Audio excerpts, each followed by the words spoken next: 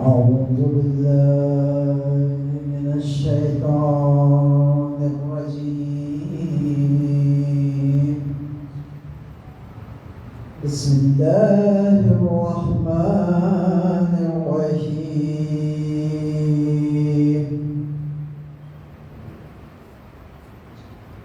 إنا فتحنا لك فتحا مبينا ليغفر لك الله ما قدم من ذنبك وما تأخر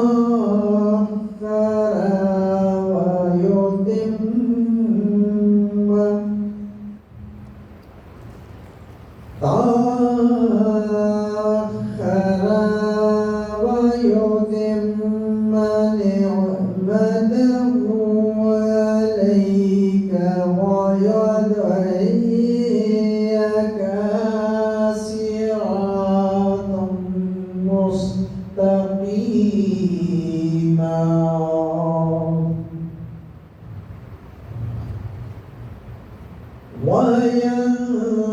وينصرك الله نصرا عزيزا.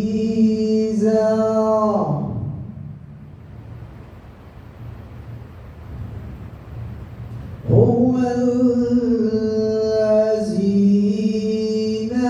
أنزل السكينة في قلوب المؤمنين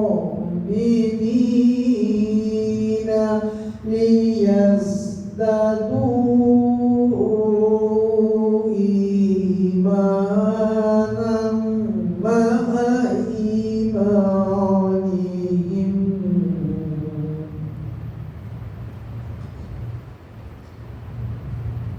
ولله جنود السماوات والأرض. صدق الله العلي العظيم. اللهم صل على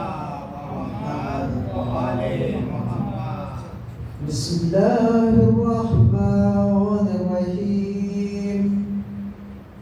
رويت فاطمة الزهراء عليها السلام بنت رسول الله قال سمعت فاطمة أنها قالت دخل علي برسول الله في بعض الأيام فقال السلام عليك يا فاطمة فقلت عليك السلام. قال إني أجد في بدني زوفا فقلت له أعيذك بالله يا أبتاه من الزوف. فقال يا فاطمة ائتني بالكساء اليماني فغطيت به فأتيت بالكساء اليماني فغطيت به وصرت أنظر إليه وإذا وجهه يطلع له كأنه البدر في ليلة تمامه وكماله.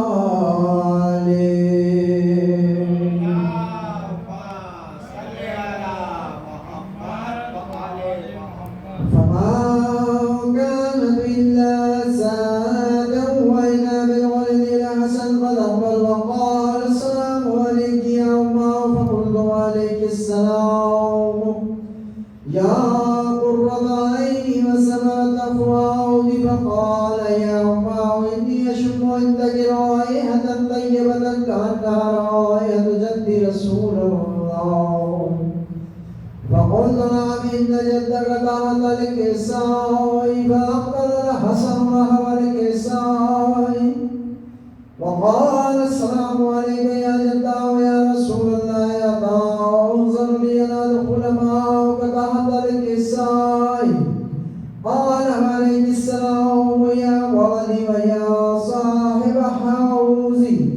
قد أزدت لك فدخل معه تحت الكساء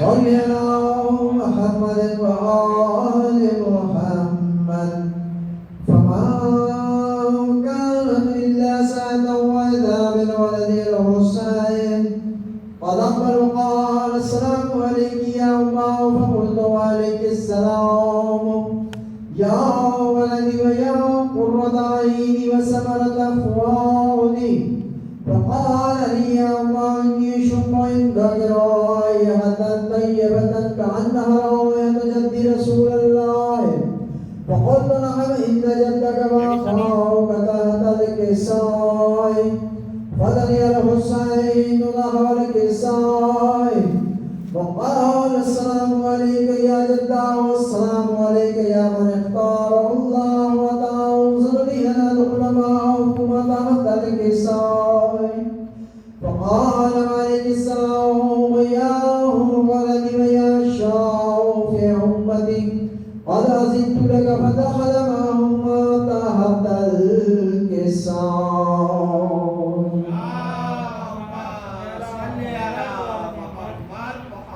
وأقبل عند ذلك أبو الحسن علي بن أبي طالب وقال السلام عليك يا بنت رسول الله فقلت وعليك السلام يا أبا الحسن ويا أمير المؤمنين فقال يا فاطمة إني أشم عندك رائحة طيبة كأنها رائحة أخي وابن أمي رسول الله فقلت نعم أولديك تحت الكساء فأقبل علي نحو الكساء وقال السلام عليك يا رسول الله أتعوذ لي أن أكون معكم تحت الكساء قال له عليك السلام يا أخي ويا وسيم خليفتي وصاحب لقائي قد أزدت لك فدخل علي تحت الكساء صل على محمد وآل محمد ثم أتيت نحو الكساء وقلت السلام عليك يا أبا ويا رسول الله أتعوذ لي أن أكون معكم تحت الكساء قال وعليك السلام يا بنتي ويا بصرتي قد أزدت لك فدخلت تحت الكساء فلما انتقلنا جميعا تحت الكساء أخذ في رسول الله بدر في الكساء وأومأ بيده اليمنى إلى السماء وقال اللهم إن هؤلاء أهل بيتي وخاصتي وحامتي لحمهم لحمي ودمهم دمي يعلمني ما يعلمهم ويحزنني ما يحزنهم على حرب لمن حاربهم وسلم لمن سالمهم وعدو لمن عاداهم ومحب لمن أحبهم إنهم مني وأنا منهم فاجعل صلواتك وبركاتك ورحمتك وغفرانك ورضوانك علي وعليهم واذهب عنهم الرجس وطهرهم تطهيرا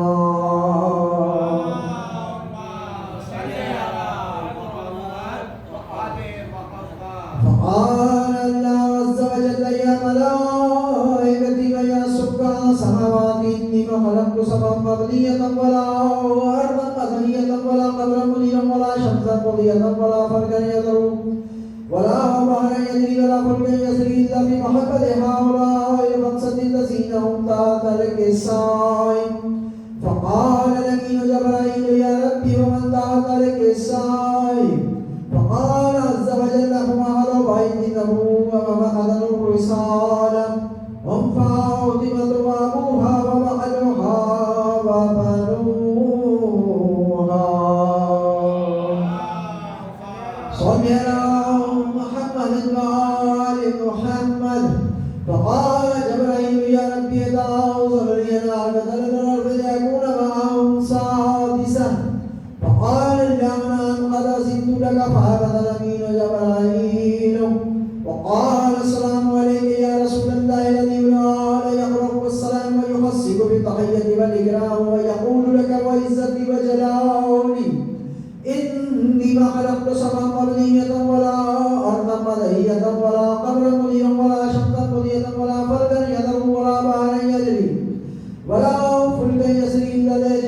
محبتكم فقد أذن لي أن أدخل معكم فحتى أذن لي يا رسول الله. فقال رسول الله عليه السلام يا أمين وحي الله إن هنا قد أذنت لك. فدخل جبرائيل معنا تحت الكساء. اللهم صل على محمد وآل محمد. فقال النبي إن الله قد أوحى إليكم يقول إنما يريد الله ليذهب عنكم الرجس أهل البيت ويطهركم تطهيرا.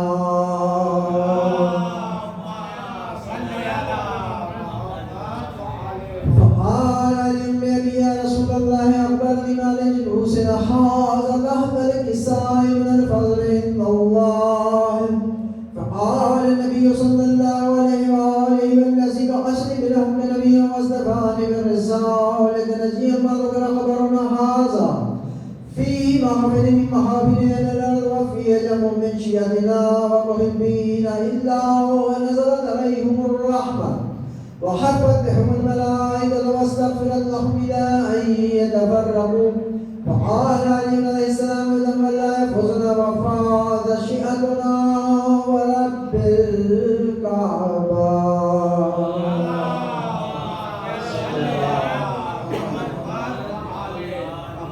فقال أبي رسول الله صلى الله عليه وآله يا علي والذي بعثني بالحق نبيا واصطفاني بالرسالة نجيا ما ذكر خبرنا هذا في محفل من محافل أهل الأرض وفيه جميع من شيعتنا ومحبين وفيهم محبوب لله وفرج الله همه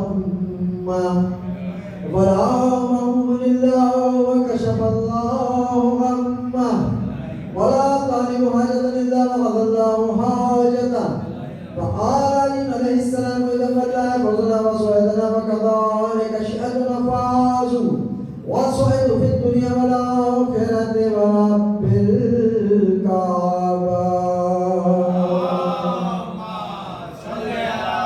محمد وآل محمد. میں ڈاکٹر شکر علی اور ان کے ساتھیوں سے بلکہ سو سلام و مسئلہ نظرانہ پیش فرمائیں بر محمد و آل محمد بلندر صلوات. ہمارے دیگر باواد بلند صلوات. اللہم صلی علی محمد و آل محمد. محمد و آل محمد صلوات. اللہم صلی علی محمد و آل محمد.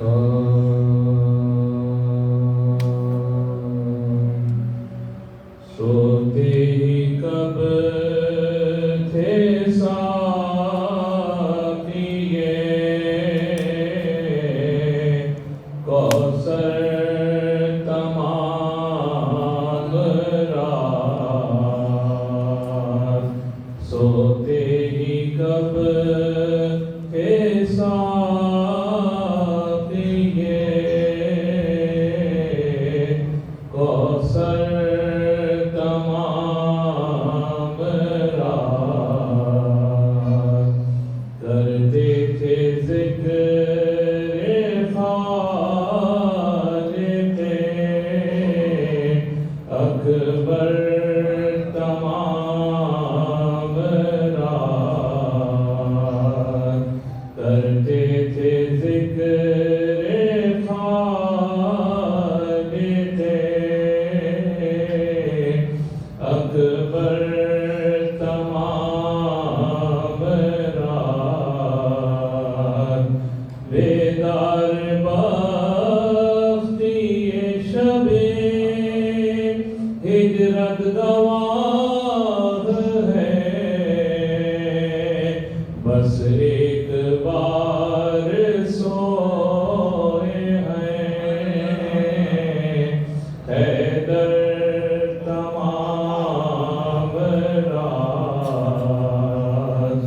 بس ایک بار سوئے ہیں حیدر تمام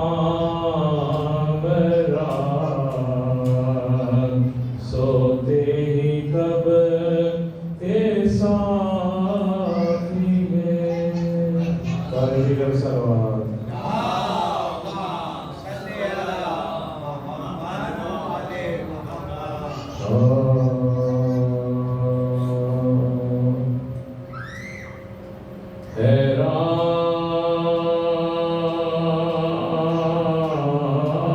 حیران ہوں کیوں جہان میں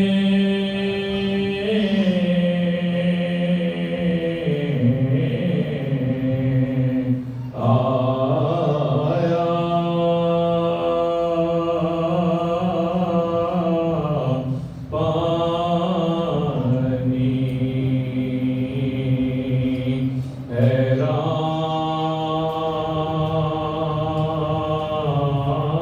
حیران ہوں کیوں جہان میں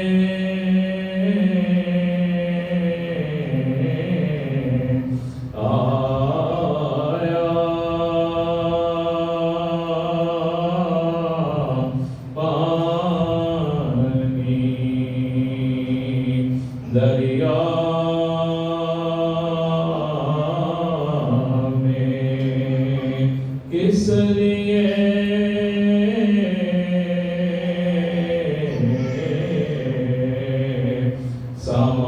سمایا پانی دریا میں کس لیے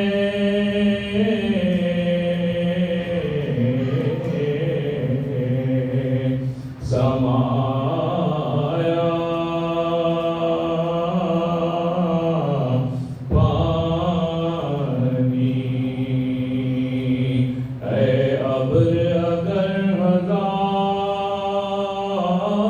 سال برسے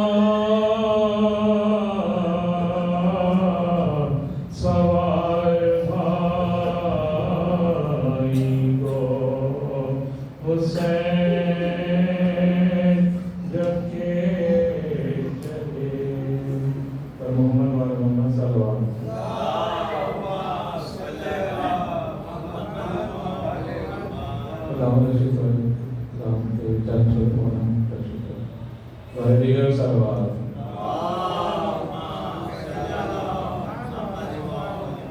جہاں ولی ہے آیا لا الہ الا اللہ نہ کون ہے نہ مکان لا الہ نہ کون ہے نہ مکان لا الہ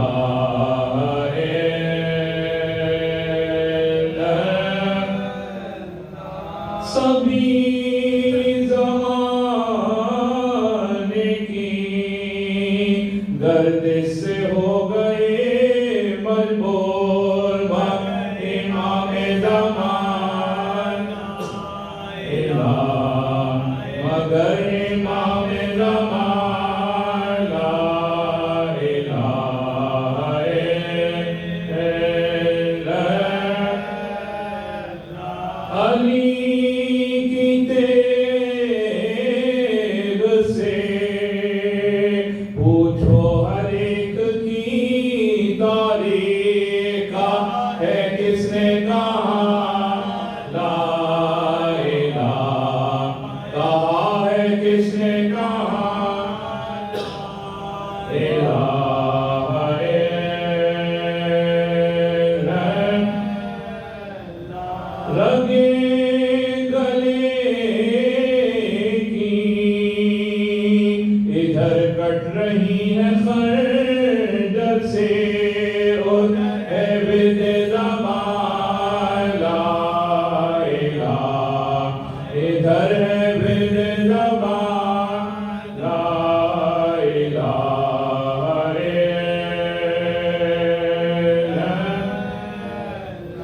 جناب عابد بیمار اور بھرا دربار گلے میں تو کے درا لا الہ گلے میں تو کے درا لا الہ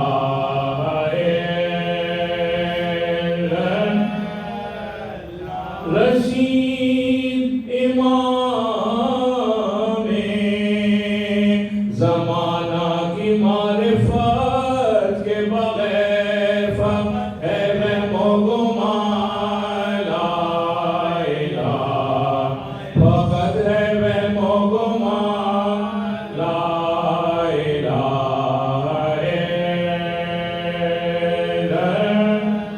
الا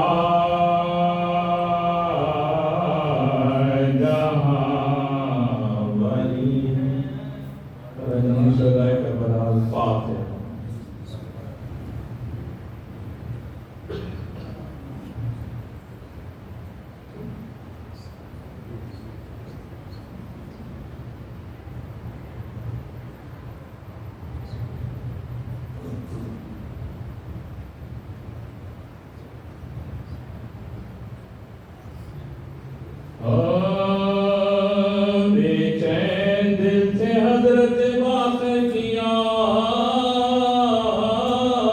میں سامان غم تھا فرقہ بات کے اعتقاد میں تھا جشن عید خانہ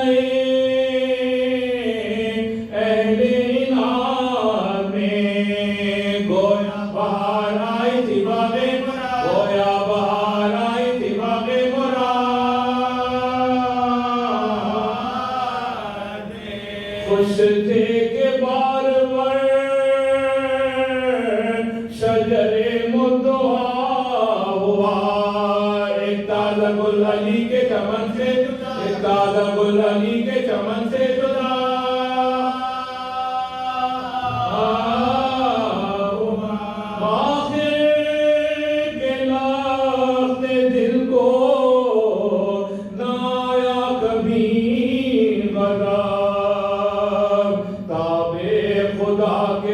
جدا سرور عرب کرتا تھا سب ناصر دین حبیب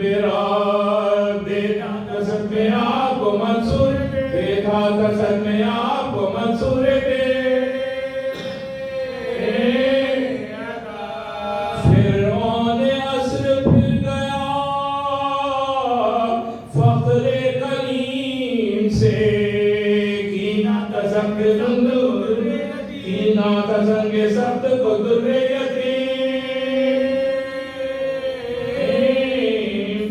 حق ولی کا دشمنی جانی تھا وہ سیاہ سب آفتوں سے بچ کے وطن میں جب آئے شام وہ ظلم ہو گیا کہ مدینہ ہوا تباہ انگور نے امام کو دلوایا جائے انگور نے امام کو دلوایا گئے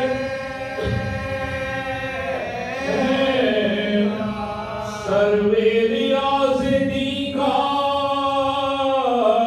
عجب حال ہو گیا سرسبز باغی کپا مارو سرسبز باغی کپا مارو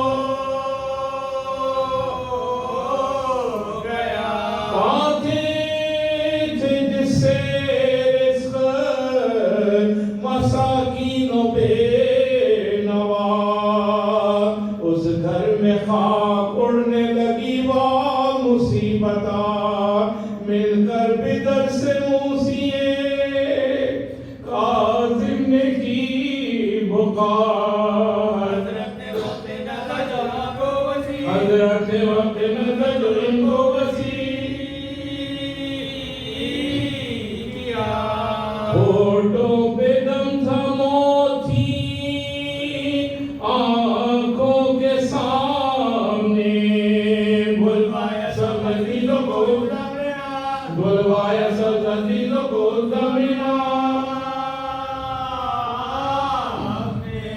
تابوت کو تو گرے ہوئے صاحب ادا دیوار و در سے آتی تھی فریاد کی صدا روتے تھے حفشنا سے جگر بند مصطفیٰ امام سر سے موسی کاظم نے کہا امام سر سے موسی کاظم نے کہا جدا پڑھ کر نماز میت شاہ انام کی باقر کے پاس قبر بنائی باقر کے پاس قبر بنائی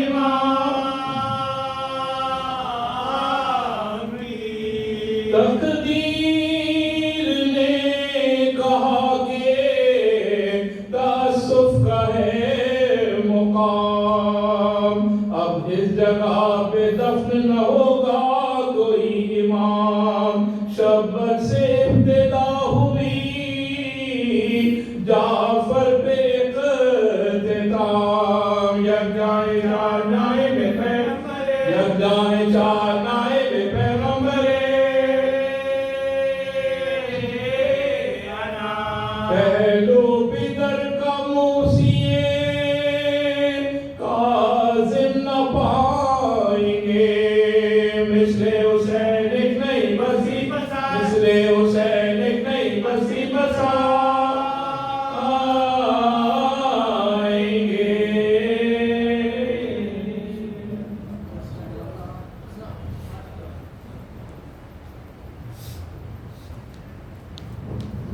جزاک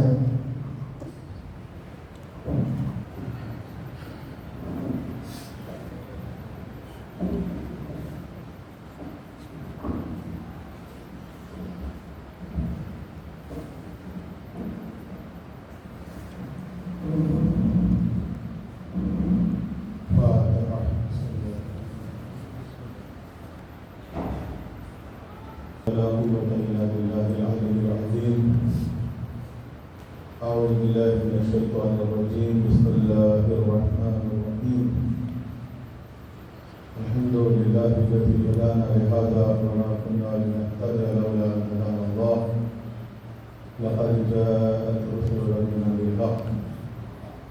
ثم الصلاة والسلام والتحية والإكرام على سيد الأنبياء والمرسلين خاتم النبيين أبي القاسم محمد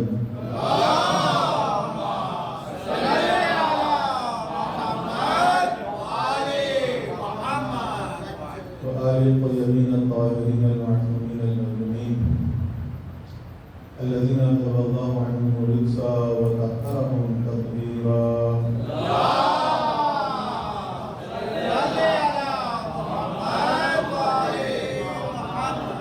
ولعنة الدائرة الأبدية على آبائهم وغاسل حقوقهم ومنكر فضائلهم من الأولين والآخرين. أما بعد فقد قال الله سبحانه وتعالى في كتابه المبين: بسم الله الرحمن الرحيم. هو الذي بعث في الأميين رسولا منهم يتلو عليهم آياته ويزكيهم ويعلمهم الكتاب والحكمة وإن كانوا من قبل في ضلال مبين. صلوات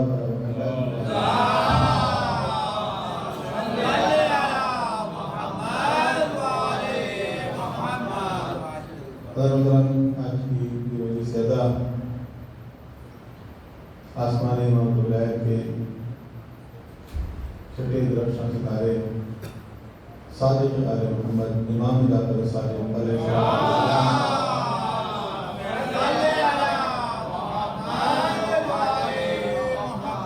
شہادت کی مناسبت سے ہو رہی اور آپ کی شہادت کے حوالے سے 3 تاریخیں ملتی ہیں اور خود ماہ شوال میں 2 تاریخیں، بعض روایتوں کے مطابق 15 شوال ہے، بعض روایتوں کے مطابق 25 شوال ہے. سارے گزشتہ 25 شوال کی شب کے بارے میں یہاں ریلیز ہوئی تھی. آج شب 15 ہے. مقصد امام کا تذکرہ کرنا ہے، ان کا ذکر کرنا ہے. وہ کبھی بھی کر لیں آپ. اور یہ وہ امام ہیں کہ جن کے نام نامی اور اس میں گرامی سے ہمارے فقہ منصوب فقہ جعفری. تو میں ہی چاہتا ہوں کہ آج اس کے حوالے سے گفتگو ہو کہ فقہ جعفری کیا ہے اور اس کو فقہ جعفری کیوں کہتے ہیں. ایک وجہ تو اس کی عام طور پر لوگوں کے علم میں ہے اور وہ یہ ہے کہ ائمہ تحریر میں سے زیادہ تر معصومین کو کھل کے تبلیغ کرنے کی، دین کی اشاعت کی اجازت نہیں تھی، مواقع نہیں تھی اور ظاہر حکمران ان کو یا تو قید بند میں رکھتے تھے یا کم از کم اپنی نگرانی میں رکھتے تھے. اور اس سے پہلے ابتدائی جو ائمہ تحریر ہیں، امام علی علیہ السلام، امام حسن علیہ السلام، امام حسن علیہ السلام، تو ان کے زمانے میں آپ دیکھیں تو خاص حالات واقعات ہیں. لیکن واقعہ کربلا کے بعد بھی اگر آپ دیکھیں تو اپنے امام اور 5ویں امام اور 6ٹھے امام اور 6ٹھے 7ویں 8ویں 9ویں 10ویں 11ویں تب کا اندازہ ہوگا کہ ان کو بھی شہید کیا گیا، تلوار سے نہیں تو زہر سے کیا گیا، قید میں رکھا گیا، طویل عرصے قید میں. امام حسین علیہ السلام 14 سال تقریباً قید میں رہے. اور اگر کسی امام کو قید میں نہیں بھی رکھا گیا، جیسے امام رضا علیہ السلام بظاہر قید میں نہیں رہے اور وہ ولی عہد رہے، تو ولی عہد جو ہوتے ہیں وہ سرکاری پروٹوکول میں ہوتے ہیں، تو وہ بھی ایک طرح کی نگرانی تھی کہ کون لوگ آ رہے ہیں، کون جا رہے ہیں، کن لوگوں سے ملاقاتیں ہو رہی ہیں. اور مدینے سے برا کے یہاں ایران کا بھی ایک دور افتادہ علاقہ مرو جس کو کہتے ہیں، جو آج سینٹرل ایشیا میں نہیں بنا، تو وہاں پہ ان کو رکھا گیا. تو بنو عباس پہلے تو بنو امیہ تھی، لیکن بنو عباس کی پالیسی بھی یہی تھی کہ ائمہ اہل بیت کو مدینے سے دور رکھا گیا، کیونکہ مدینہ اس زمانے میں سینٹر آف ایکسلنس ہے، علم کا مرکز ہے. مدینہ، مدینہ الرسول، مدینہ النبی، مدینہ منورہ، پیغمبر اکرم کا شہر، صحابہ کا شہر، تابعین کا شہر، تبع تابعین کا شہر. تو مدینہ کی اہمیت ہے نا. اور امیر المومنین نے مدینہ کو چھوڑ کے کوفے کو اپنا دارالخلافہ بنایا، تو اس پہ بہت سارے سوالات ہیں.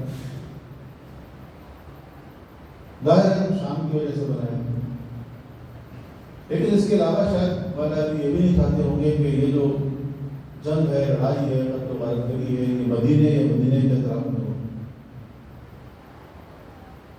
تو شہر مدینہ بہت مقدس شہر ہے اور اہل رسالتی سے یہ ایک علمی مرکز کے طور پر موجود تھا. اور واقعہ کربلا کے بعد اگر آپ دیکھیں تو چوتھے امام نے یہیں پر اس علمی نشست کی بنیاد رکھی جو آج آپ کے پاس صحیفہ کاملہ کی صورت میں دعاؤں کی شکل میں موجود ہے۔ اگر وہ علمی نشست نہ ہوتی تو جس طرح کے واقعات مدینے میں ہوئے تھے، واقعہ حرہ وغیرہ، اس کے بعد ایک طویل عرصے تک کوئی یہاں علمی ایکٹیویٹی نہیں ہو سکتی۔ ایک ایسا شہر ہے جس کو تباہ و برباد کیا گیا، تاراج کیا گیا، جہاں ہر گھر میں لاشیں گری، جہاں ہر مسلمان خاتون کی آبرو ریزی کی گئی، جہاں مسجد نبی میں گھوڑے باندھ دیے گئے، اذان نہیں ہوئی مسجد نبی میں کئی دن تک، خون کی تہ جم گئی۔ ایسے عالم میں اس شہر مدینہ کے اندر کوئی علمی ایکٹیویٹی کیسے ہو سکتی ہے؟ ایسے ہی جیسے آج آپ کہیں کہ غزہ میں آپ ایک کانفرنس کروانے جا رہے ہیں، تو جو ہے غزہ میں کانفرنس، وہاں تو کانفرنس نہیں ہو سکتی۔ تو بے شک کانفرنس نہیں ہو سکتی، تو کیا کبھی وہاں علمی ایکٹیویٹی نہیں ہوگی؟ کبھی تو شروع ہوگا یہ کام۔ امام سجاد نے بتایا وہ کام کس طرح شروع ہوتا ہے، اور انہوں نے دعاؤں کی ایک نشست شروع کی۔ ان دعاؤں کی بھی تفصیل ہے، میں سمجھی جا رہا ہوں، جو دعائیں عام دعائیں نہیں۔ بہرحال یہ وہی نشست ہے جو آگے چل کے علمی نشست میں تبدیل ہو گئی، اور چونکہ بنو امیہ کا زوال شروع ہو گیا تھا، ایک سے بڑھ کے ایک نالائق حکمران آ رہے تھے جن سے ان کا اپنا اقتدار نہیں سنبھالا جا رہا تھا، اور بنو عباس کی تحریک شروع ہو گئی ان کے خلاف۔ تو یہ دو خاندان جو ہے وہ اقتدار کی رسہ کشی میں مصروف ہو گئے، اور ان کی توجہ ان دو معصومین کی طرف زیادہ نہیں رہی۔ اب یہ وہ مدت ہے جس میں پانچویں امام نے اور چھٹے امام نے شاگردوں کی قطار کھڑی کر دی۔ بہت بڑی تعداد میں شاگرد ان کے پاس آتے تھے، قصبے بحث کرتے تھے۔ اچھا، مسلمانوں میں بھی تھوڑا سا اویئرنیس آیا۔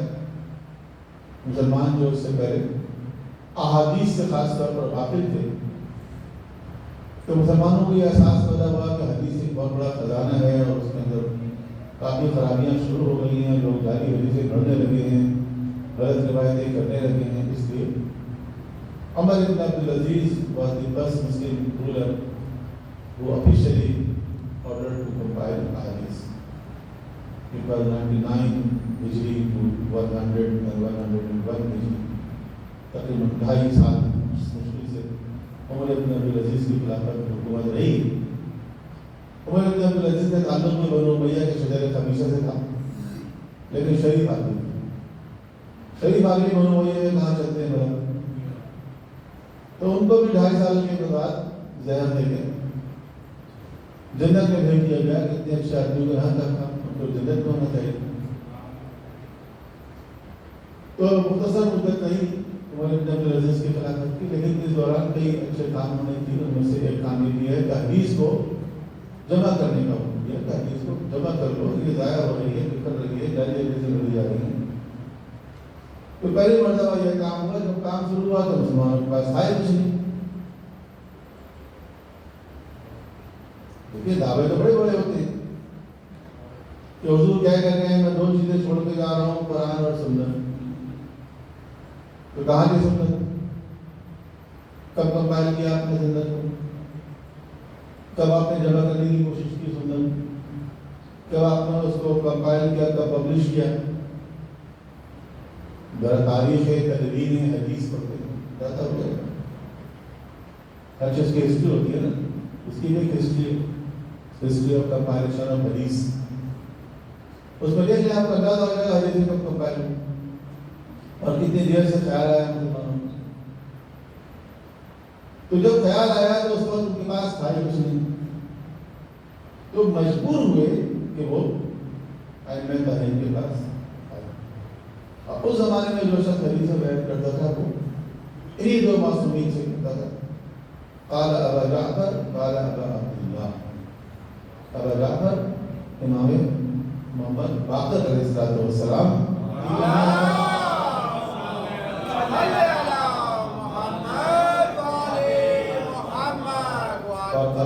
الحمدللہ جب حدیث میں روایت میں کہا جاتا ہے کہ اس سے مراد امام جعفر صادق علیہ السلام،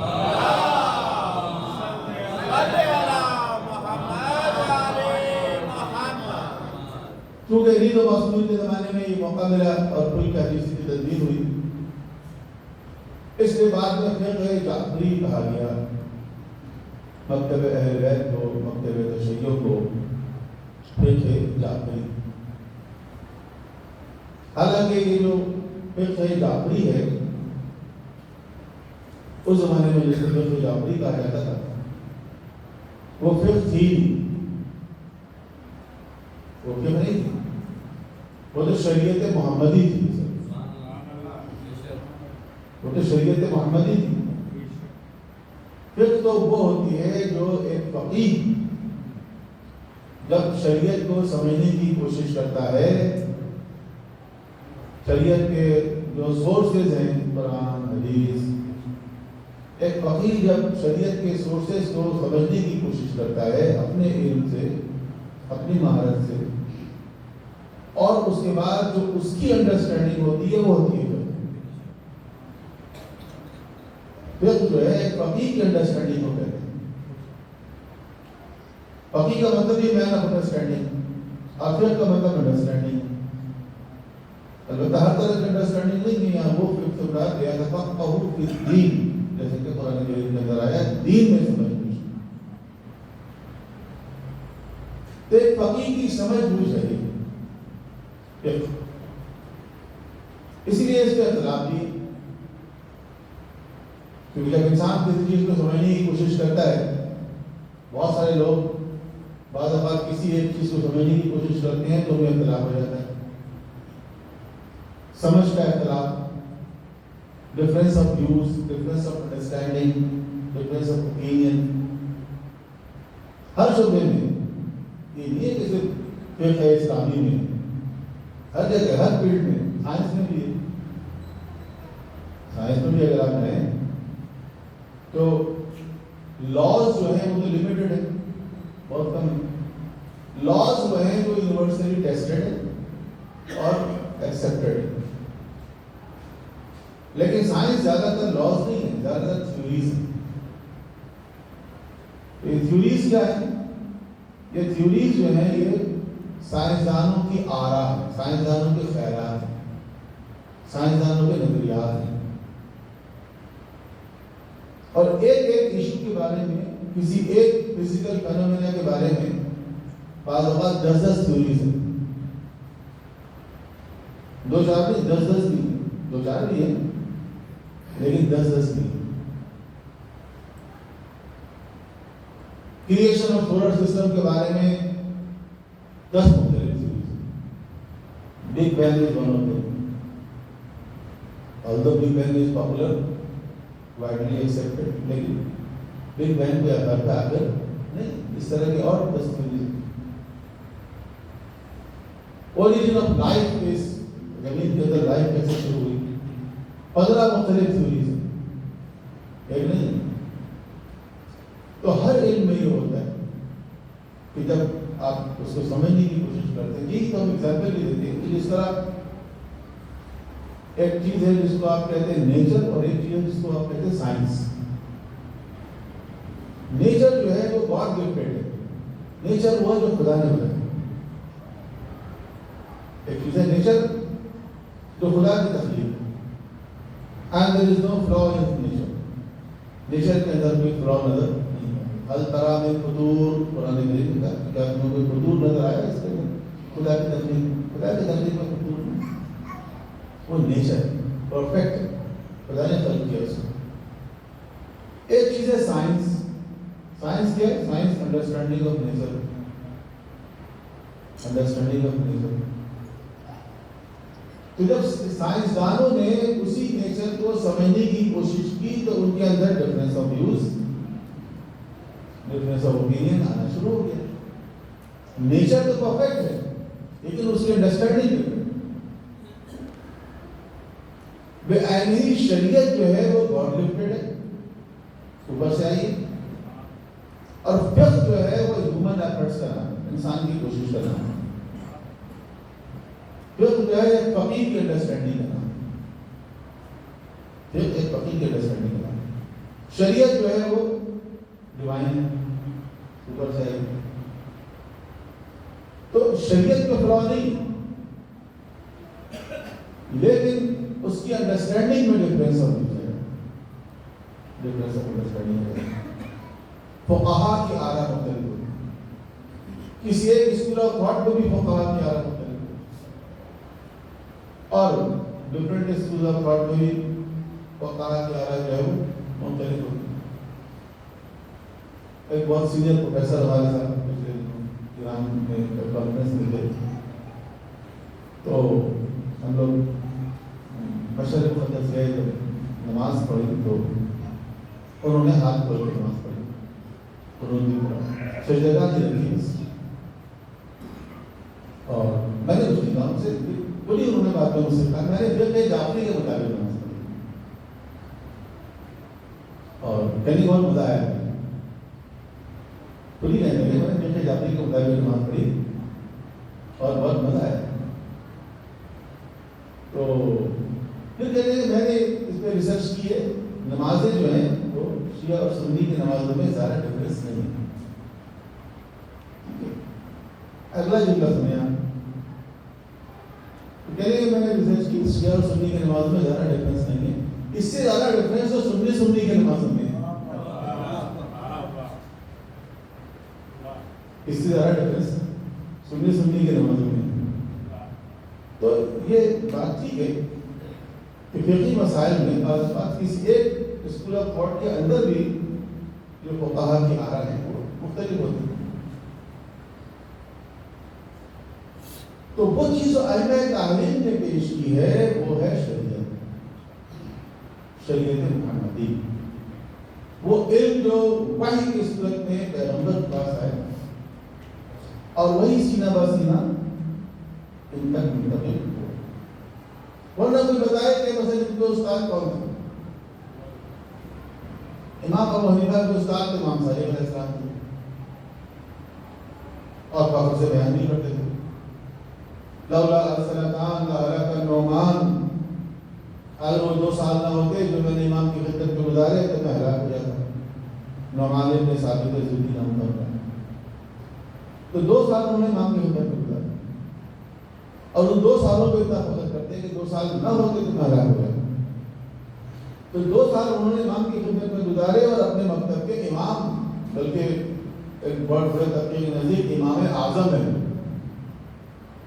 امام اعظم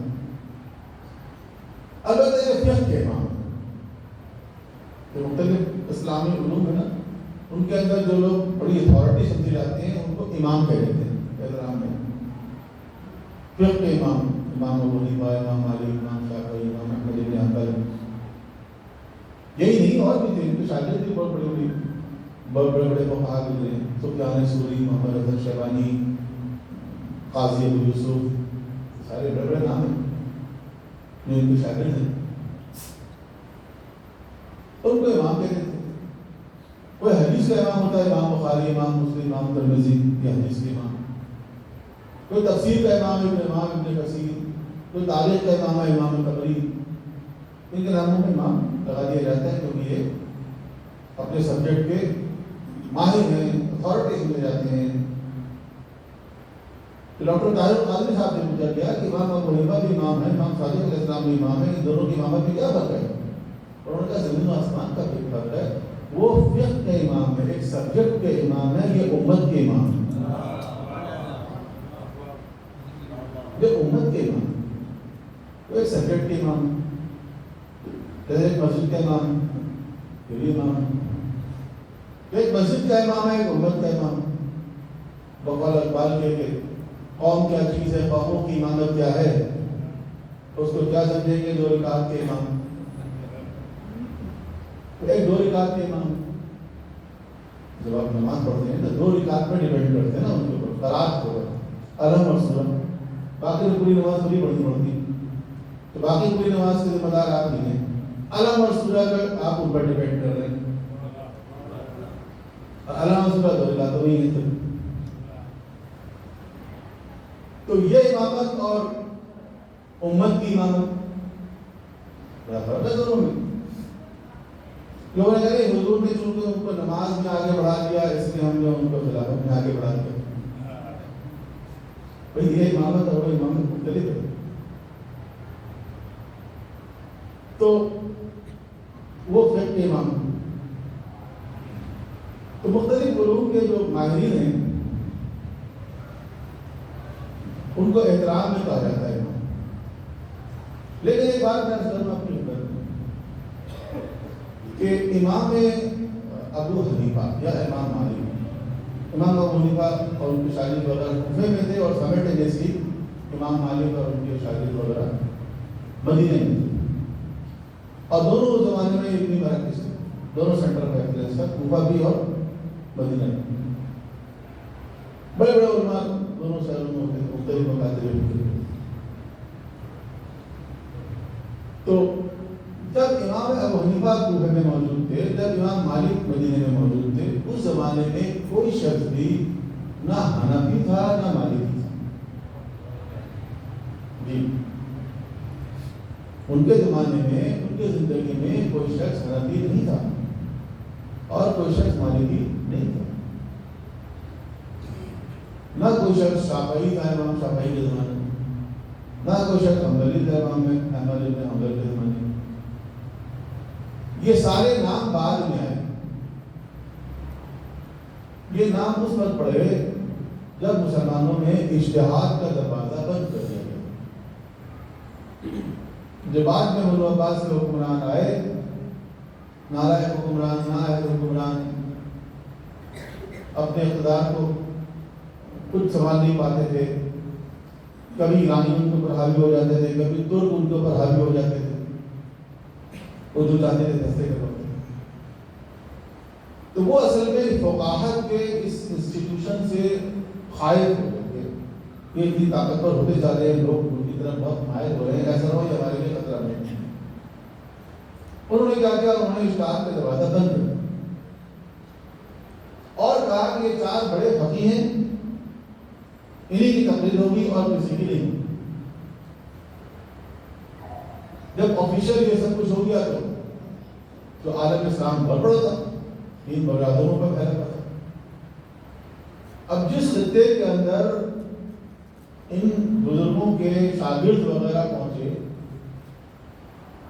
جو شاگردوں نے جا کے اپنے ہی استاد کے فقہ کو وہاں پروموٹ کیا.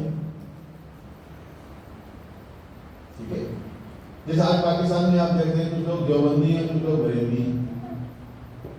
دیوبند کہاں ہے؟ انڈیا میں ہے دیوبند. انڈیا کا ایک شہر ہے دیوبند، وہاں ایک مدرسہ قائم کیا گیا دارالعلوم دیوبند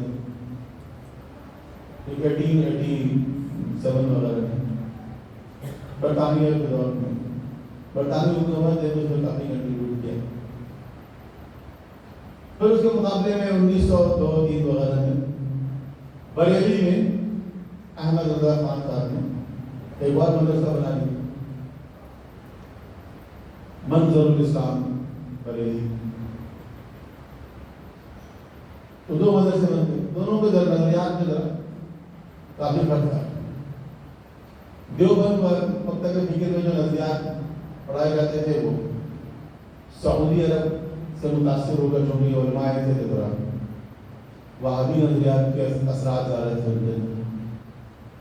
اور بریلی میں جو پڑھایا جاتا تھا وہ ان کو کاؤنٹر کرنے کے لیے پڑھایا جاتا ہے، کیونکہ ہمارے یہاں بہت زیادہ سے جو چیز چلی آ گئی، نظر نیاز واقعہ درود محرم نبی الاول وغیرہ، یہ وہ سویم چینم، یہ تو سارے کھانے ملیں گے بریانی کے مخالف، دال روٹی بند کر دیں گے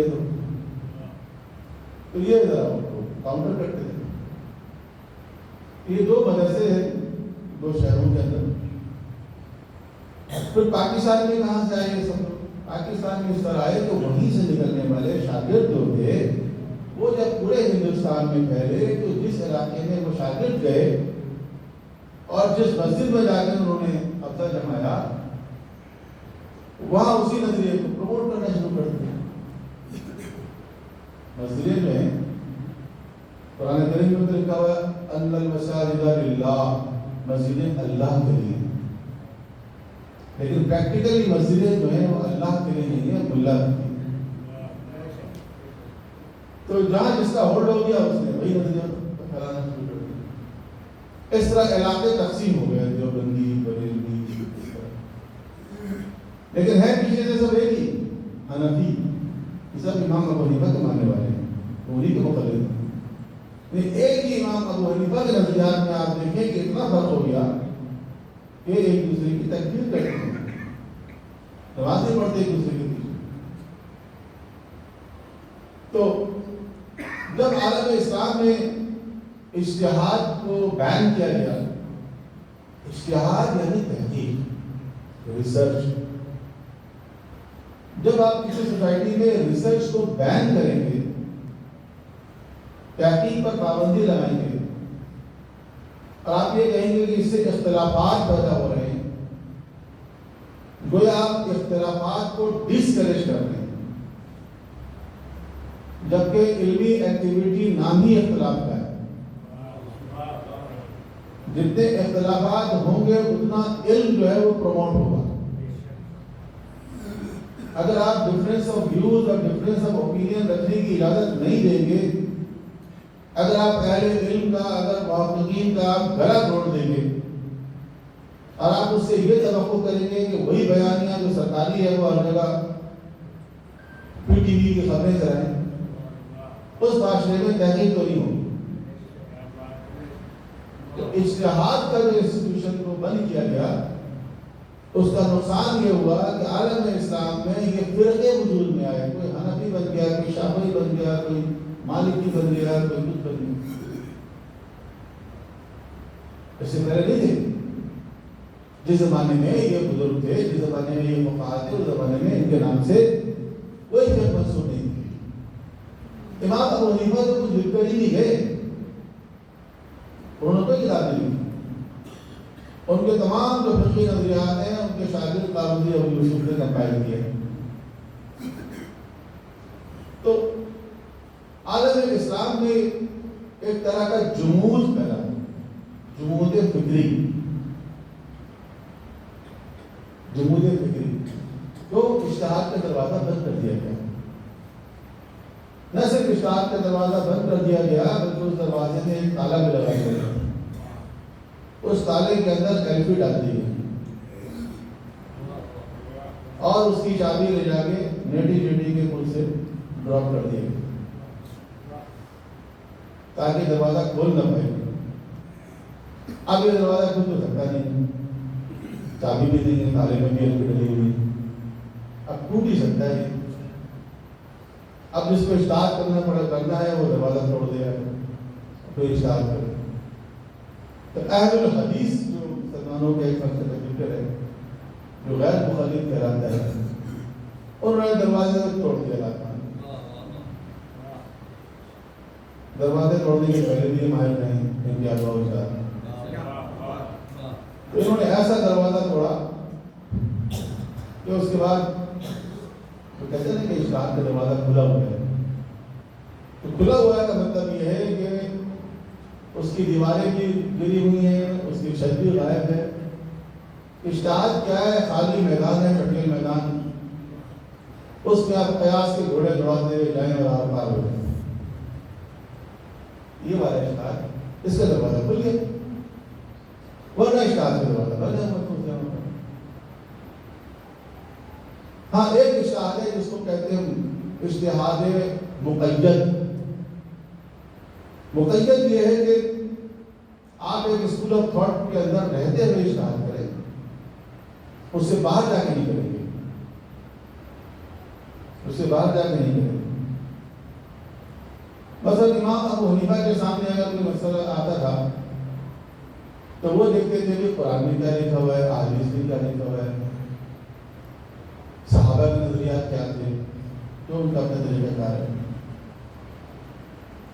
آج ایک مسئلہ درپیش ہوتا ہے کسی حنفی فرض کریں کہ مجتہد کے سامنے، مجتہد تو ہے نا، وہ کیا دیکھتے ہیں؟ وہی دیکھتے ہیں قرآن میں کیا لکھا ہوا ہے، وہ دیکھتے ہیں امام ابو حنیفہ نے کیا فرمایا ہے اس کے بارے میں، کچھ فرمایا یا نہیں فرمایا، اگر فرماتے تو کیا فرماتے۔ ان کی نظر قرآن و سنت میں نہیں ہے، ان کی نظر اس پرٹیکولر فقیہ کے اوپر۔ تو جن لوگوں نے قرآن و سنت میں دقت کیا، غور و فکر کیا، ان کے درمیان ڈفرینس آف ویو سامنے آ گیا۔ تو جن لوگوں نے ایک پرٹیکولر فقیہ کے نظریات پر غور و فکر کیا، ان کے درمیان میں ڈفرینس آف ویو سامنے آ گیا۔ تو پہلے فرقے وجود میں آئے تھے، اب فرقوں کے اندر مسلک وجود میں آ گئے۔ یہ کچھ ہوتا ہے۔ تو جب یہ مختلف فرقے بن گئے اور پھر وجود میں آیا اور ان سے منسوب ہو گئے لوگ، چار بڑے فقیہ، اور امت کو چار خانوں میں تقسیم کر دیا گیا۔ کچھ لوگ بچ گئے بھائی، وہ کسی خانے میں فٹ نہیں آ رہے تھے۔ لوگوں نے کہا یہ کون ہے بھائی؟ کہا یہ جعفری ہے سر، یہ جعفری، یہ کسی خانے میں فٹ نہیں آ رہے ہیں، یہ جعفری۔ تو فقہ جعفری کا جو نام ہے یہ ہم نے خود نہیں دیا، یہ دوسرے لوگوں نے ہم دیا۔ ہمارے نزدیک تو جو کچھ امام نے پیش کیا وہ شریعت محمدی ہے، فقہ جعفری نہیں، وہ شریعت ہے۔ لیکن یہ نام تاریخ میں مختلف نام دیے، مسلمانوں میں کرامی فرقے وجود میں آ گئے، علم کلام کی بنیاد پر فرقے بن گئے، کوئی اشاعرہ بن گیا، کوئی معتزلہ بن گیا، کوئی جہمیہ بن گیا، کوئی ماتریدیہ بن گیا، مختلف فرقے۔ پھر کچھ لوگ بچ گئے کہ وہ کسی میں فٹ نہیں آ رہے۔ یہ کون لوگ ہیں؟ لوگ ہیں یہ امامیہ ہیں، امامیہ، ایک نام اور مل گیا امامیہ، ہم نے لے لیا، چلو بھی امامیہ کے نام ہے ہمارا۔ پھر لوگوں نے کہا امامیہ تو اور بھی ہے، یہ زیدیہ بھی امامیہ ہیں، اسماعیلیہ بھی امامیہ ہیں، تو پھر یہ کون ہے؟ یہ اثنا عشریہ ہیں۔ یہ امامیہ ہے، یہ 12 اماموں کو ماننے والے امامیہ ہیں۔ ہم نے جیسے ایک نام اور سے امامیہ، یہ سارے نام لوگوں نے دیے۔ ایون شیعہ، لفظ شیعہ اہل رسالت میں کچھ ایسے صحابہ تھے، وہی جان پہچان اپنی بچے نہیں، جن کو آپ جانتے ہیں اسی طرح، تو وہ تھے بلال، عمار، تو وہ علیہ السلام سے خاص محبت رکھتے تھے، خاص محبت رکھتے تھے۔ تو لوگ کہتے تھے کہ یہ شیعہ ہے، سلمان، ابوذر، حذیفہ یمانی، یہ کون ہے؟ یہ شیعہ ہے، علی کے شیعہ ہے، شیعہ نے علی میں سے۔ وہ نہیں کہتے تھے کہ ہم شیعہ ہیں، لیکن لوگ کہتے تھے یہ علی کے شیعہ ہیں۔ تو جب لوگوں نے کہا یہ علی کے شیعہ ہیں، تو پیغمبر نے بھی فرما دیا یا علی انت و شیعتک هم الفائزون، اے علی تو اور تیرے شیعہ ہی کامیاب ہونے والے ہیں۔ یا علی انت و شیعتک هم خیر البریہ، تو اور تیرے شیعہ جو ہیں وہی خیر البریہ ہیں، جو قرآن میں سورہ بینہ میں آیا ہے، ہم خیر البریہ۔ یہ حدیثیں ہمارے قرآن کی کتابوں میں بھی ہیں، ان کی تفاسیر میں بھی آپ کو یہ چیزیں مل جائیں گی۔ آج بھی جب ان کو علماء ان حدیثوں کو پڑھتے ہیں تو کہتے ہیں وہ شیعہ تو ہم ہیں، چلے کوئی بات نہیں، آپ بھی شیعہ ہو جائیں گے، علی کی محبت پہ محملہ ہو جائے گا، آپ کو زیادہ محبت ہے، ہمیں زیادہ محبت ہے، کیا ہے بس بلا کہتے ہیں بہت سارے علماء آج بھی تو کہتے ہیں اگر علی علیہ السلام کی محبت، اہل بیت کی محبت کرنے والا اگر شیعہ ہے، ویل آپ شیعہ، تو ایسے لوگ ہر دور میں رہے۔ یہ مختلف نام لوگوں نے دے دی اور ہم نے بھی دے دیا، چلو کوئی بات۔ پھر کسی نے کہا ایک اور لقب دے دو ان کو، یہ رافضی بھی ہیں، یہ رافضی بھی ہیں۔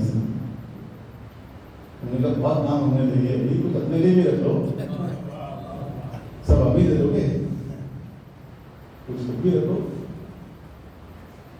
تو وہ تھا بھی انہیں کے لیے یہ لفظ رافضی جو ہے، یہ حضرت زید شہید نے جن لوگوں نے ان کی بیعت کی، ساتھ دینے کا وعدہ کیا اور بعد میں چھوڑ کے چلے گئے، ان کے لیے انہوں نے یہ لفظ استعمال کیا تھا، یہ رامزی، یہ چھوڑ کے جانے والے، رب سے نہیں چھوڑ دینا، یہ چھوڑ کے جانے والے ہیں۔ تو جو ان کے لیے تھا وہ ہمارے پر پھر کرنے لگے کہ رامزی نے، تو لوگوں نے مختلف الفاظ استعمال کیے۔ اس پر بھی امام شافعی فرماتے ہیں، ان کا ایک شعر ہے امام شافعی کا، لو کان حب آل محمد رمز، کہ اگر آل محمد کی محبت کا نام رامزی ہونا ہے، فَلْيَشْهِدِ الثَّقِلَانِ إِنِّي رَامِزِيٌّ، تو آسمان و زمین گواہ رہنا کہ میں رامزی ہوں۔ اگر اہل بیت کی محبت کا نام رامزی ہونا ہے، وہ کہتے ہیں میں رامزی ہوں۔ اس سے کچھ نہیں ہوتا ہے، لوگ آپ کو کیا کہتے ہیں، کافر کہتے ہیں۔ اگر یہی کافر ہیں آج کے شیعہ جو فلسطین کی حمایت کر رہے ہیں، جو امریکہ سے ٹکر لے رہے ہیں، جو اسرائیل کو چنے چبا رہے ہیں، تو اتنے سارے مسلمانوں سے بہتر یہ کافر ہیں۔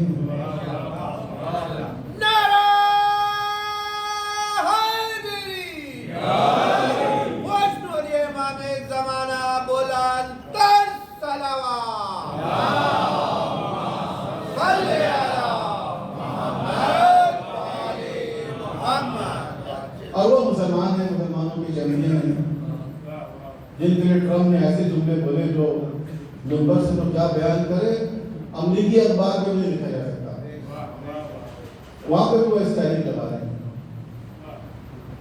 امریکی اخبار بھی اس لفظ کو چھاپ نہیں سکتے، انہوں نے اسٹائل لگایا۔ وہ مسلمان ہیں، مسلمانوں کے چمڑے ہیں، تو بھائی کافر ہی بہتر ہے اگر یہی کفر ہے۔ تو بات یہ ہو رہی تھی کہ ائمہ تحریف کے زمانے میں جو کچھ بیان کیا گیا وہ تعلیمات ہیں جو اللہ کے رسول نے سینہ بہ سینہ تبدیل کیا، اور ان کے پاس سے یہ وجہ ہے کہ ان کے شاگرد تو ملے گا، ان کے اساتذہ نہیں ملے، کیونکہ ان کے پاس جو علم آیا وہ پیغمبر سے آیا۔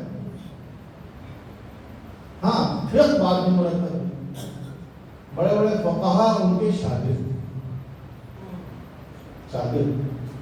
امام صادق علیہ السلام نے فرمایا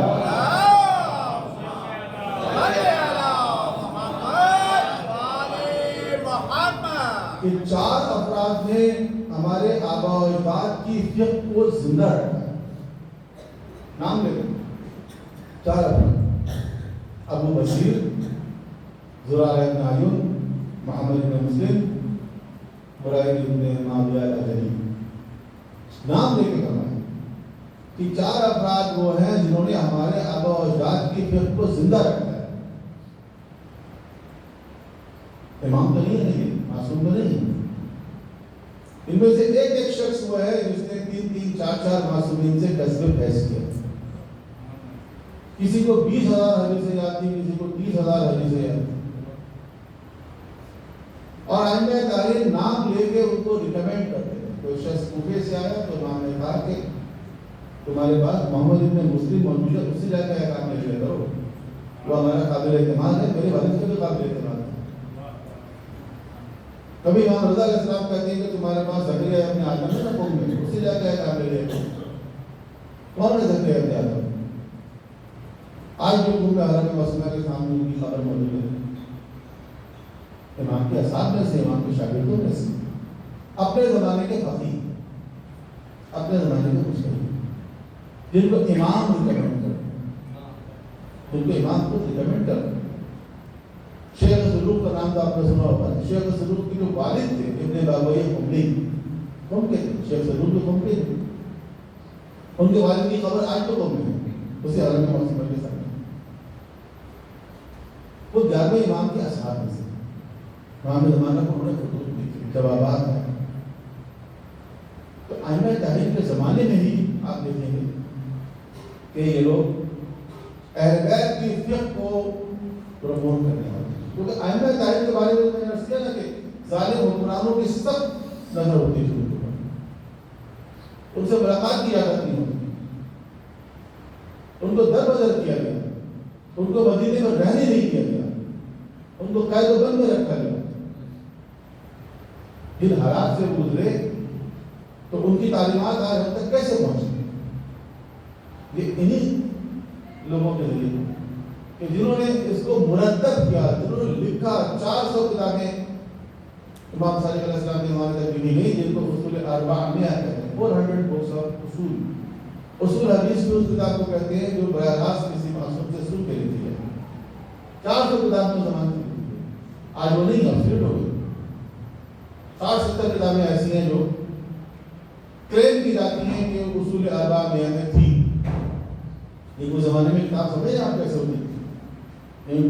ایسے ڈبو کے کاغذ کے اوپر ہاتھ سے ایسے لکھتے تھے، وہی کتاب ہوتی تھی۔ ایک نسخہ، کسی کو کتاب اچھی لگی اس نے اس کو کام کر کے اور بنا دی، ایک بار بنا دی، 5 بن گئے، 3 بن گئے، 10 بن گئے، دیٹس آل۔ اب اس کتاب کی لائف کتنی ہوتی، اس کے صفحے کتنے اچھے ہوتے ہوں گے، اس کی نیند کتنے عرصے تک چل سکتی، اور پھر تو بیرونی دباؤ ہوتا تھا ظالمانہ۔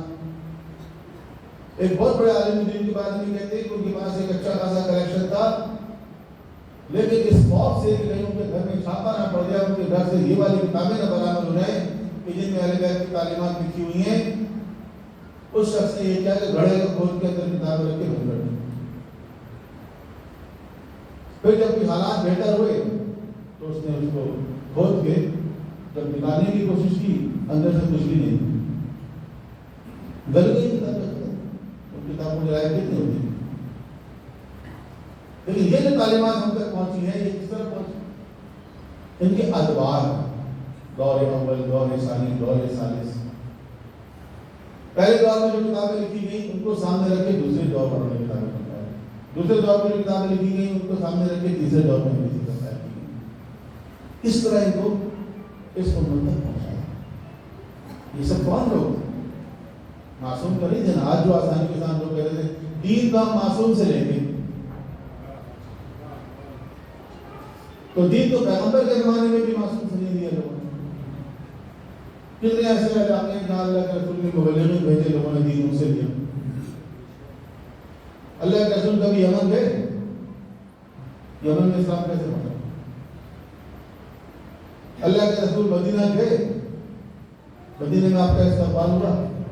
کن لوگوں نے استقبال کیا؟ کفار و مشرکین میں، یہودیوں میں، مسلمان؟ کہاں سے آئے وہ مسلمان؟ کس نے ان کو مسلمان بنایا تھا؟ جن لوگوں نے حضور کا استقبال کیا۔ تو یہ تو بس نہ سمجھ میں آنے والی بات ہے۔ تو خود ائمہ تاریخ جب ریکمینڈ کر رہے ہیں بائی نیم، تو فلاں سے جا کے دین لے گیا۔ اور اس زمانے میں بھی علمی مرکز تھے۔ تو یہ نہ سمجھے کہ قم جو ہے وہ اس وقت آباد ہوا جب نجف ویران ہوا ہے، ایسا نہیں۔ قم جو ہے وہ نجف اشرف سے پہلے علمی مرکز ہے، نجف بعد میں آباد ہوا۔ نجف میں بے شک مولا علی کی قبر ہے، آپ کا روضہ ہے، لیکن نجف اشرف جو ہے وہ ایک عام سے شہر، چھوٹا موٹا قصبہ۔ یہ تو شیخ توسی علیہ رحمہ کے زمانے میں جب آل بھائی اقتدار میں تھے، وہ شیعہ تھے اور حالات بہت اچھے تھے، بڑے بڑے علماء اس زمانے میں بغداد میں آیا کرتے تھے، شیخ مفید، سید مرتضیٰ، شیخ توسی، سید رضی جو علاقہ جوڑنے کا قائل تھی۔ لیکن پھر حالات ایک دم تبدیل ہوئے، آل بھائی کی حکومت ختم ہو گئی اور شیخ توسی کے ساتھ مسائل پیدا ہو گئے، اور شیخ توسی کے خلاف وہ FIR کاٹ دی گئی جو ہمارے کراچی میں بھی کاٹی گئی، یعنی زیارت عاشورہ والی۔ تو شیخ توسی کو ان کی لائبریری دلا دی گئی، پھر ان کو بغداد چھوڑنا پڑا۔ وہ توس کے تھے، ایرانی تھے، واپس چلے جاتے اپنے شہر میں۔ نہیں، وہ چلے گئے نجف اشرف اور وہاں انہوں نے عہدے کی دنیا میں۔ اب شیخ توسی اتنی بڑی پرسنالٹی تھے، اتنے ورسٹائل پرسنالٹی تھے، حدیث، تفسیر، فقہ، اصول فقہ، رجال، ہر شعبے میں آپ دیکھیں تو ان کی کتاب اور موسٹ پرائمری کتاب ہے، تو ان کی وجہ سے شاگرد بھی وہاں پہنچے۔ اس طرح نجف اشرفی بنیاد پڑی 3 صدی زمانے غیبت کبریٰ میں،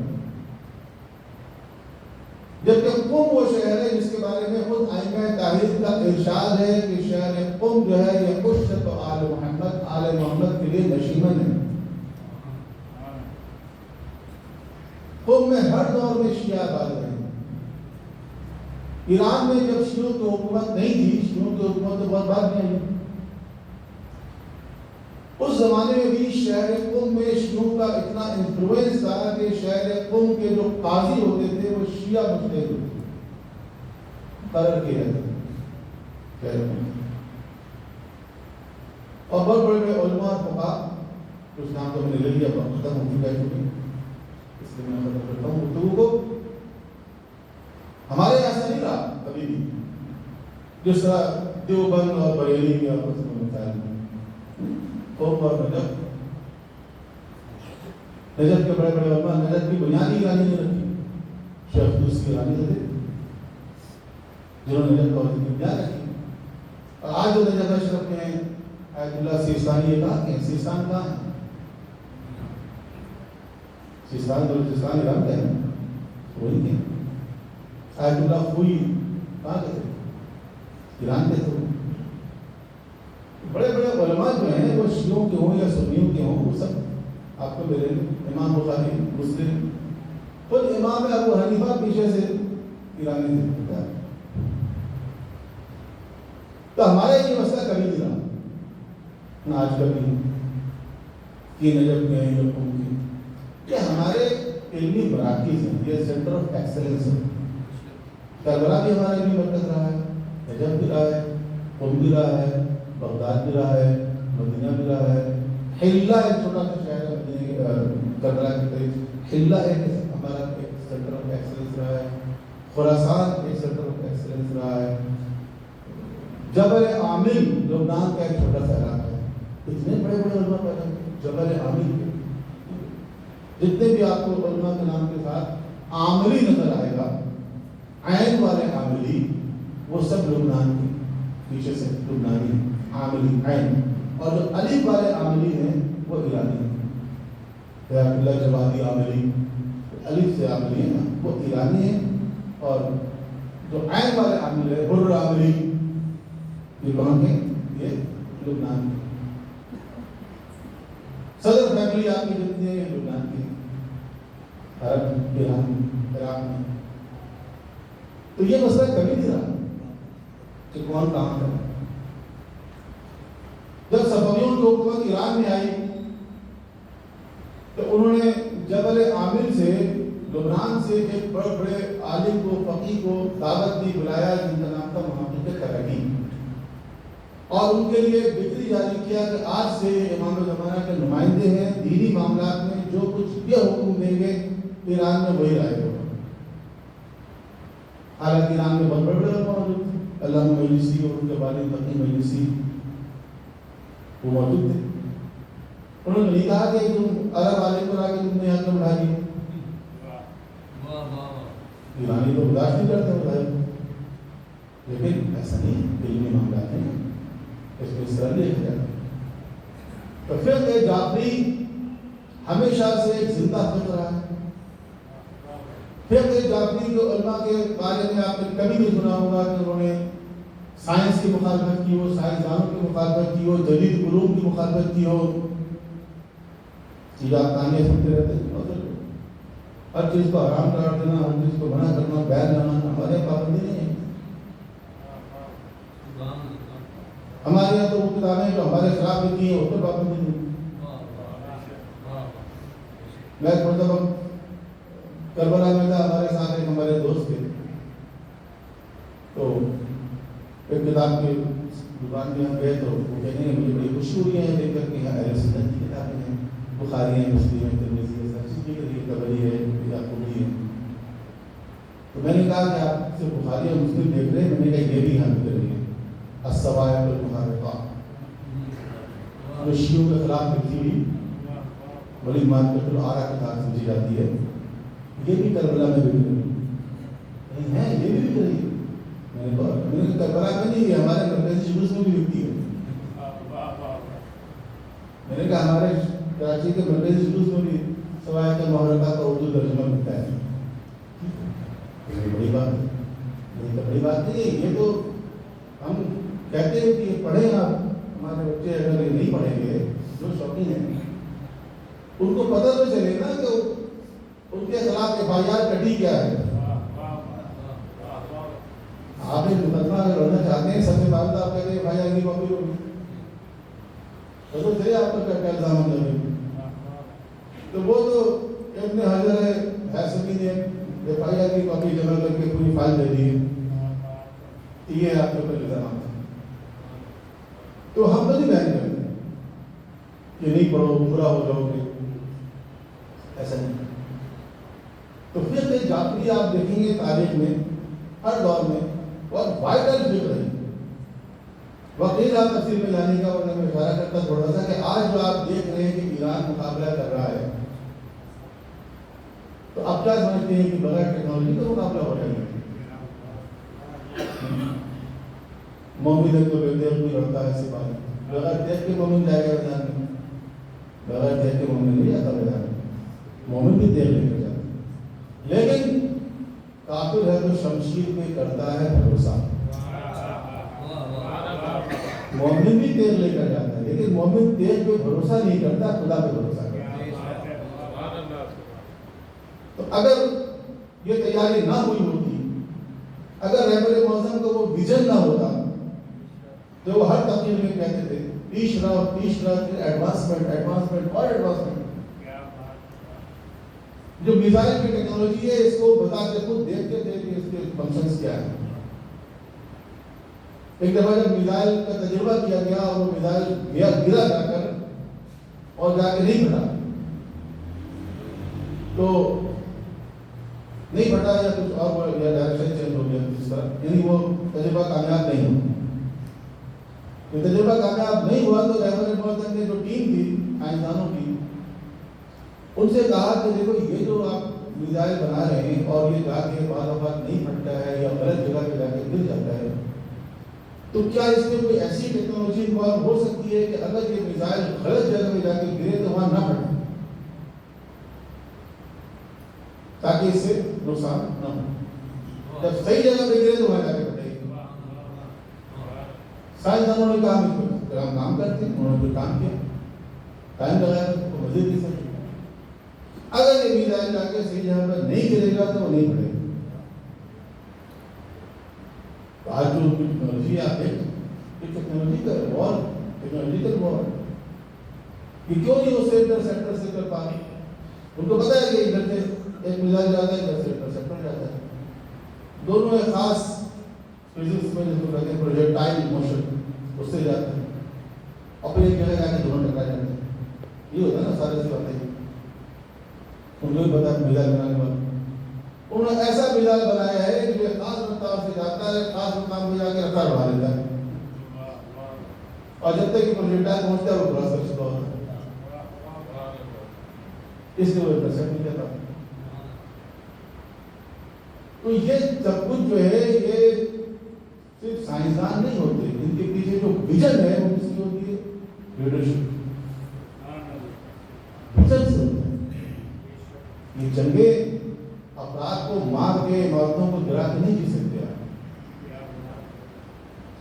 جنگ جو ہے وہ جنگ بیانی کی جنگ ہوتی ہے، بیانی۔ امام حسین نے فرمایا مثل اللہ و مثلہ، مجھ جیسا اس جیسی بیعت نہیں کرتا۔ یزید بیعت لے سکا ہے امام حسین سے؟ نہیں لے سکتا، نہیں لے سکتا، ہار گیا یزید، یزید ہار گیا۔ امام حسین نے کہا میں اس کی بیعت نہیں کروں گا۔ امام حسین اپنی بات پہ قائم رہے تو ان کو جھکا سکا؟ نہیں جھکا سکا، امام حسین جیت گئے۔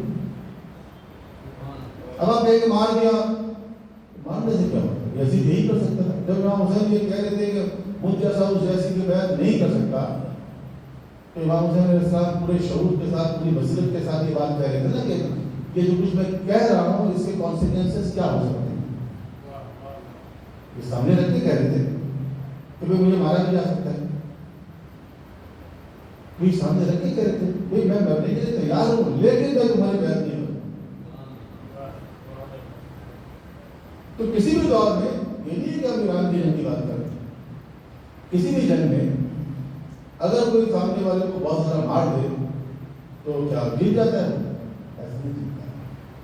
ہاں وہ قوم جو مقابلے سے دستبردار ہو جائے وہ ہار جاتی ہے. جو مقابلہ کرنے سے ہٹ جاتی ہے وہ قوم ہار جاتی ہے. تو الحمدللہ یہ مقابلہ جاری ہے اور یہ مقابلہ ہونا تھا. اب میرے سے کہ مقابلہ اچانک ہوا. وہ 40 سال سے انتظار کر رہے تھے کبھی نہ کبھی بھی ہم نے سامنے ہونا تھا. کتنے عرصے آپ اس کو ڈالتے ہیں. جب ہو گیا تو ٹھیک ہے آخر تک ہونا چاہیے. یہ نہیں کہ دوبارہ یہ نامکمل ہے یا پھر کچھ دنوں کے بعد تیاری کر کے پھر وہ آ جائے. نہیں جب ہو گیا تو ٹھیک دیکھتے کیا تیار تھے وہ ہر چیز کی تیاری کی ہوئی. کافی وقت نہیں آپ کا جس امام کی شہادت کی شب ہے بنو عباس نے آ کے جب دیکھا کہ لوگوں کے سروں پر تو مسلط ہیں لیکن لوگوں کے دلوں میں اہل بیت کی حکومت ہے. تو ابو جعفر منصور جس کو منصور جوانی بھی کہتے ہیں جو بنو عباس کا دوسرا حاکم تھا بڑا طاقتور حکمران تھا. کہتے ہیں بڑا کامیاب حکمران تھا کیونکہ اس سے پہلے جو بنو عباس کا پہلا حکمران گزرا اس نے حکومت کو پہلے مضبوط کر دیا تھا. تو منصور نے جب یہ دیکھا کہ مدینے میں امام کی ایک طرح کی حکومت ہے لوگوں کے دلوں میں حکومت ہے اور بنو عباس والے یہ بھی کہتے تھے کہ ہم اہل بیت میں سے ہیں ہاشمی ہیں لہٰذا اس نے فیصلہ کیا کہ امام کو راستے سے ہٹائے. یہ نہیں سوچا کہ جو ہے شہر مدینہ تو ایک علمی مرکز ہے یہ ویران ہو جائے گا. ہزاروں شاگرد جو امام سے آ کے کثرت بحث کرتے ہیں اس کا نقصان ہو جائے گا. یہ حکمرانوں کی احساس نہیں ہوتا ہے. کیسے امام شہید ہوئے تفصیلات ہمارے پاس نہیں ہیں. کچھ واقعات کتابوں میں بیان کیے جاتے ہیں لیکن تفصیلات نہیں. کئی معصومین کی شہادت کے حوالے سے آتے ہیں کہ مجلس پڑھنے کے لیے کچھ مسائل کے واقعات جس کو کہتے ہیں کچھ لوگ تو پڑھتے تھے کہاں سے اپنی طرف سے لیکن اوتھینٹک واقعات آپ کو نہیں ملیں گے. کیوں؟ اس لیے نہیں ملتے کہ ظالم حکمرانوں نے وہ ثبوت دی. یہ تو علم میں آ گیا. اس زمانے کے شیعہ بھی جانتے تھے اور غیر شیعہ بھی جانتے تھے. جو غیر شیعہ کتابیں لکھی ہیں اس میں بھی انہوں نے اس چیز کا اعتراف کیا ہے کہ وہاں کو زہر سے شہید کیے گئے. کیسے شہید کیے گئے, کس طرح زہر کیے گئے. آپ کی شہادت سے پہلے ہی کچھ روایتیں مل جاتی ہیں کہ کسی مریض نے آپ کی کیفیت کو دیکھا, کسی نے جا کے آپ کی آئٹم بس کی چکر اس سے زیادہ نہیں. ہاں یہ ضرور ہے کہ جب آپ کی شہادت ہوئی تو مدینے میں ایک بحران برپا ہوتا ہے. کیونکہ یہ امام صرف شیعوں کے امام نہیں تھے, صرف شیعہ کا کوئی بحث نہیں کرتے تھے ان سے, بلکہ پورا عالم اسلام اس سے مستفید ہوتا تھا. جب آپ کی شہادت ہوئی تو مدینے میں ایک بحران ہوئی. بہت بڑی تعداد میں لوگ آئے اور اس کو کفن دیا گیا. کس نے اس کو کفن دیا؟ آپ کے پردر امام حسین کاظم علیہ السلام نے اس کو کفن دیا اور پھر آپ کا جنازہ اٹھا بہت شان و شوکت کے ساتھ. مدینے کی بہت بڑی تعداد میں لوگ آئے اور پھر آپ کو جنت البقیع میں کفن کر دیا گیا. آپ کی آبائے طاہرین کے پہلو میں, امام حسن کے پہلو میں, امام سجاد کے پہلو میں. اور یہی مسائل ہیں, یہی مسائل ہیں کہ مولا یہ آپ کا مقام ہے, آپ کی شان ہے, آپ کی فضیلت ہے, آپ کا علمی مرتبہ ہے کہ آپ کی شہادت پر پورا مدینہ نکل کر آیا, آپ کے صاحبزادے نے آپ کو غسل و کفن دیا, آپ کا جنازہ اٹھایا گیا, آپ کو جنت البقیع میں کفن کیا گیا. لیکن لا یوم کا یوم کا یا ابا عبداللہ, آپ کے جد امام حسین علیہ السلام کیفیت یہ ہے کہ بیٹا ہے تو صحیح موجود لیکن وہ بیمار ہے. اور جب رخصت آخر کے لیے تشریف لاتے ہیں سید الشہداء اور ایک مرتبہ بیٹے کو بیدار کرتے ہیں، بیٹے نے جب باپ کو دیکھا تو سر تاپا خون آلود تھا، جس میں نازدیک کا کوئی ایسا حصہ نہیں تھا جو تیروں یا تلواروں سے زخمی نہ ہو۔ ایک مرتبہ بے قرار ہو کر پوچھا اینا امی العباس، کہ چچا عباس کہاں ہے؟ کہا قتل بیٹا قتل بیٹا۔ کہا اینا علی الاکبر، علی اکبر کہاں ہے؟ کہا قتل بیٹا قتل۔ حبیب ابن مظاہر کہاں ہے؟ کہا قتل کر دیا۔ مسلم ابن عثرہ کہاں ہے؟ قتل۔ امام حسین نے کہا بیٹا یوں سمجھ لو کہ بس مردوں میں اور تم ہے، اور میں بھی اب تم سے رخصت آخر کے لیے آیا ہوں، اسرار امامت کی منتقلی کے لیے آیا ہوں۔ اور میں کہا ایک مرتبہ سے یہ سجاد نے اٹھنے کی کوشش کی، کہا بیٹا کیا کر رہے ہو؟ کہا بابا آپ کی مظلومیت دیکھیں نہیں چاہتا، آپ کی رخصت کرنا چاہتا ہوں۔ کہا نہیں بیٹا تم مریض ہو، تمہیں جہاد کی اجازت نہیں ہے، تمہارا جہاد اس کے بعد شروع ہو کہ لٹا ہوا کاروان کربلا سے کوفہ شام اور شام سے بلدیہ کوفہ لے گیا، اور اس کے بعد ایک مرتبہ حسین تو رخصت ہو گئے۔ پھر جب بیویوں سے رخصت ہونے کے بعد میدان میں آئے، دائیں طرف دیکھا بائیں طرف دیکھا، اصحاب بابا کی ہر طرف لاشیں نظر آئیں۔ کہا یا ابطال صفا و یا فرسان الہجا، اے میرے شیرو اے میرے دلاورو، میں حسین تمہیں پکارتا ہوں، جواب کو نہیں دیتے۔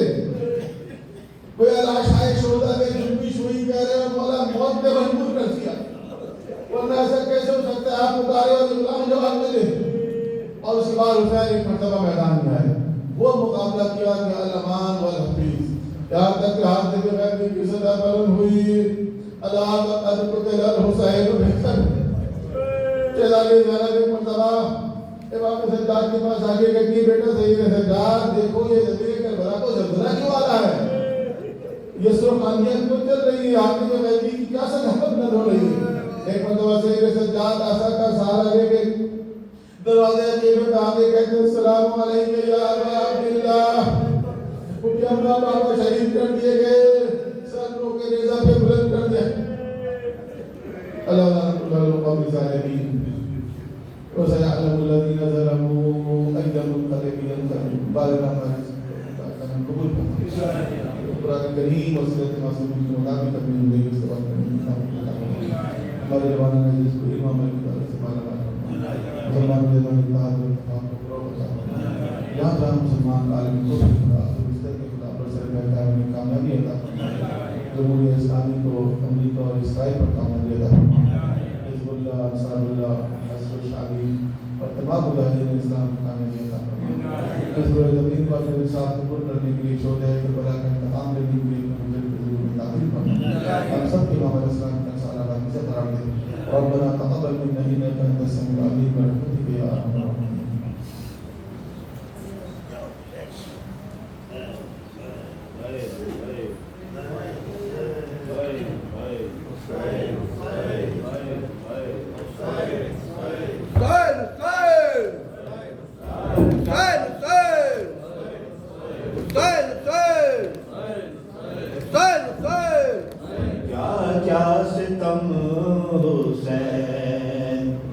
کہ دل پر گزر گئے، کیا کیا ستم حسین کے دل پر گزر گئے، اکبر گزر گئے، علی اصغر گزر گئے،